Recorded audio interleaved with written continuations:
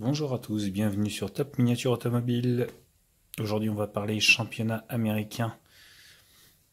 On va parler puissance avec les championnats de Trans-Am. Et je vais vous présenter une Camaro. La Longfellow AER Camaro chez GMP ou 118. Donc vous avez une boîte qui est magnifique, qui reprend bien la voiture. Et les détails.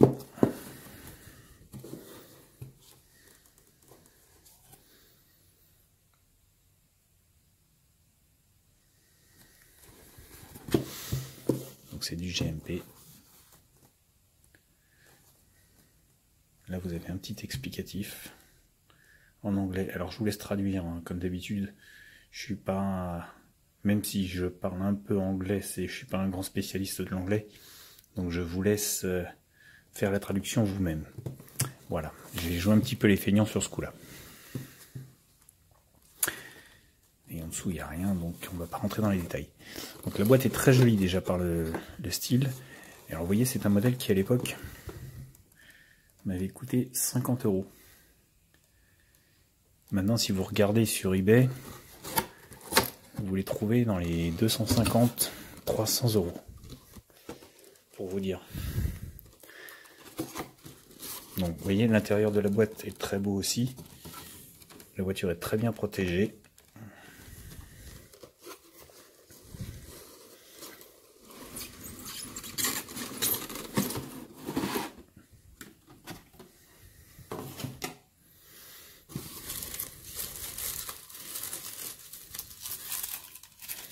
La petite mousse, le petit papier. Tout est très bien pensé chez GMP sur cette gamme. Et voici. Alors on va faire un truc.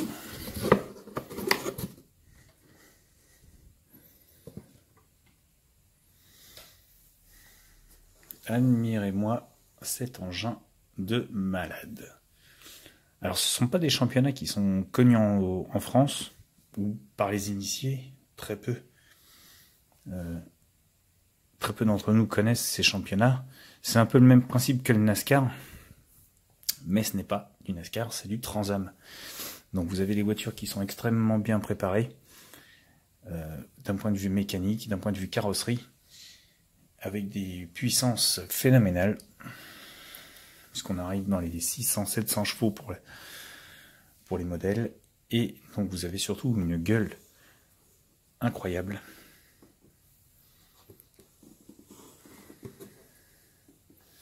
Regardez-moi cette merveille, cette ligne, ce physique.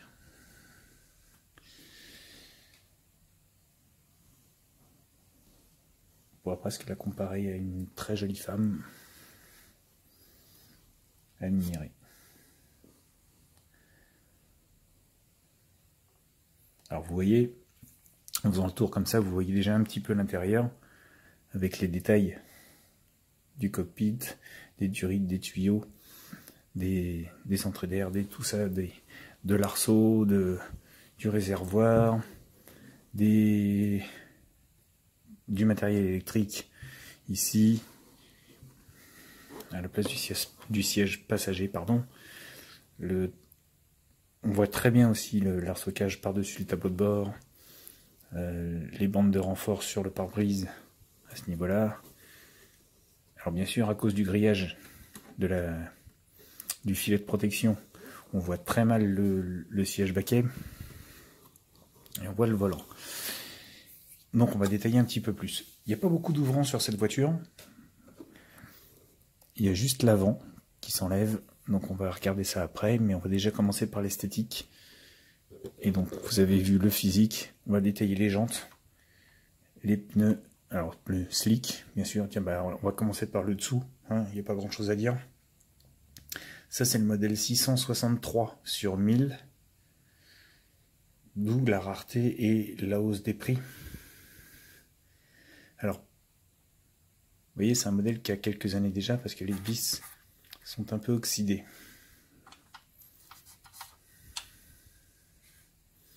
Dommage d'ailleurs. Ça faisait très longtemps que je ne l'avais pas sorti de la boîte. Mais j'avais jamais remarqué que les vis s'oxydaient comme ça. Étrange. C'est pas grave. Ça, c'est un détail chez GMP que je ne connaissais pas. L'oxydation des vis. Bref. Donc on en revient. Les jantes très bien détaillées. Ce bleu profond. Avec derrière, vous avez les étriers et les disques qu'on ne voit pas très bien, mais qui sont présents. Donc vous avez la direction qui est très souple, mais elle ne joue pas sur le volant. Donc là, pareil, vous avez les étriers derrière avec les disques sur les jantes avant, toujours en plastique. Donc on voit quelques détails par rapport au capot en dessous. Capot que je vais vous enlever tout de suite pour voir. Donc là, vous avez, comme pour la vraie, deux petites fixations ici sur les côtés. Là, regardez. Petite patte en plastique, très léger.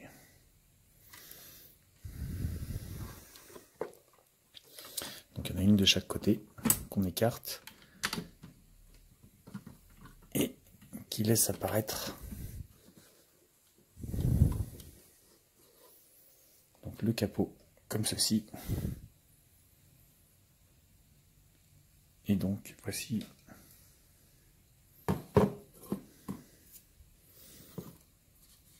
le moteur.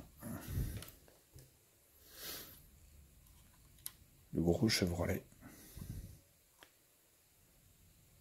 Donc comme pour la vraie, bien protégé.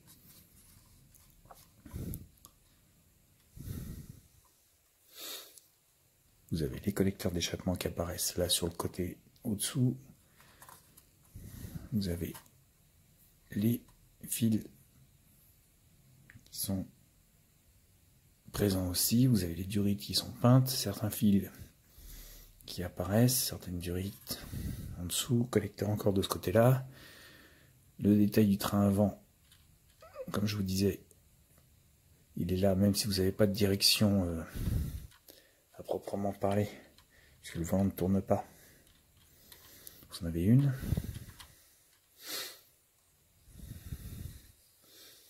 Le bouclier avant, le radiateur en dessous.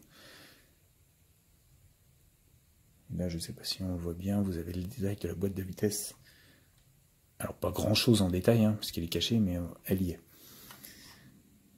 Donc, le gros filtre à air sur le dessus, et on arrive sur le cockpit avec. On le voit très mal, parce que c'est la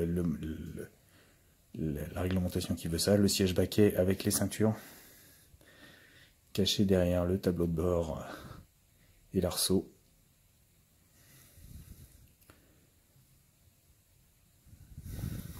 Une imitation carbone quand même sur le tableau de bord, sur la planche ici.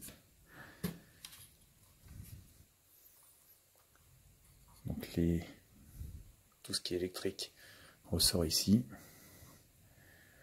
Là, on voit une partie du tableau de bord avec le volant.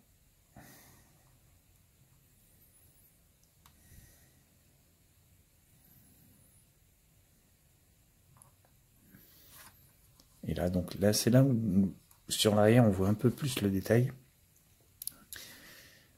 Vous avez l'arbre de transmission qui est bien visible, alors qu'il ne tourne pas avec les roues. Le gros train arrière, le gros essieu arrière qui apparaît aussi. On le voit en détail au fond, sous les durites, le réservoir, avec le remplissage par la lunette arrière, les renforts, les durites, l'arceau, des tuyaux, des tubes, des machins, des trucs. Le truc sur un plancher plat. Alors il est vrai qu'ils auraient peut-être pu faire éventuellement, supposition, on a oublié de parler des sorties d'échappement sur le côté, qui ressortent ici, et qui sont très jolies.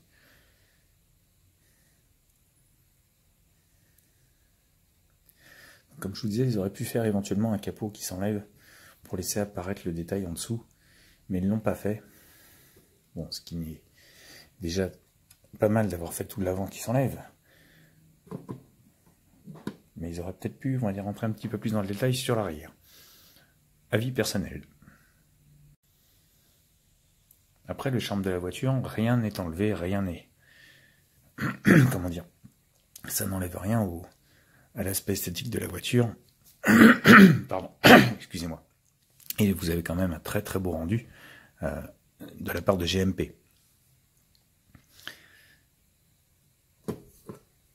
Mais pour ceux qui connaissent GMP très très bien, vous savez que selon les gammes, vous avez des voitures qui sont de très très très très très belle qualité, et vous avez du un peu moins bon en gamme aussi. Mais ce qui n'enlève rien au charme GMP, pour moi c'est une marque qui vaut le respect quand même, parce que, alors oui c'est onéreux, mais vous avez quand même une qualité de finition qui est très très belle. La déco sur la peinture est magnifique. Pardon, excusez-moi. Tout y est au niveau de la déco, les sponsors sont bien là, les stickers sont bien là. La peinture est fidèle à l'origine. Si vous aimez ce genre de championnat, si vous aimez ce genre de course, de voiture, tout ça, renseignez-vous, allez voir sur internet et vous aurez un avis peut-être un peu différent de ce que vous avez maintenant par rapport à tout ça, mais je vous laisse mettre je vous laisse votre libre arbitre, je vous laisse mettre de vos décisions. Donc moi, dites-moi ce que vous en pensez. Franchement, moi c'est des voitures que j'adore, déjà parce que je suis un grand fan d'américaine, vous avez pu le constater au cours des vidéos, mais au fil des vidéos, mais voilà, ça a un charme. Personnellement, entre une 4L qui fait un stock car et ça, bah, il n'y a pas photo, non? Je sais pas ce que vous en pensez, mais bon. Donc ça, enfin, pour moi, je dis pas que c'est le top, hein, mais c'est déjà une très très belle réussite de la part de GMP. Et comme je vous dis maintenant, si vous les voulez, vous les trouvez, mais à des prix assez importants. La dernière que j'ai vue sur eBay faisait en dollars, je crois qu'elle était à 322 $. Convertissez en euros et vous voyez que, comparé à moi ce que je l'avais payé à l'époque, c'est-à-dire 50 €, on est loin, très loin. Déjà pour la rareté parce qu'il n'y en a que 1000. Et si vous vous faites plaisir hein, en fait. Mais vous avez ça, les lâchez pas. Ou alors si vous voulez spéculer avec, c'est votre problème. Moi je spécule pas. Je collectionne. Et voilà.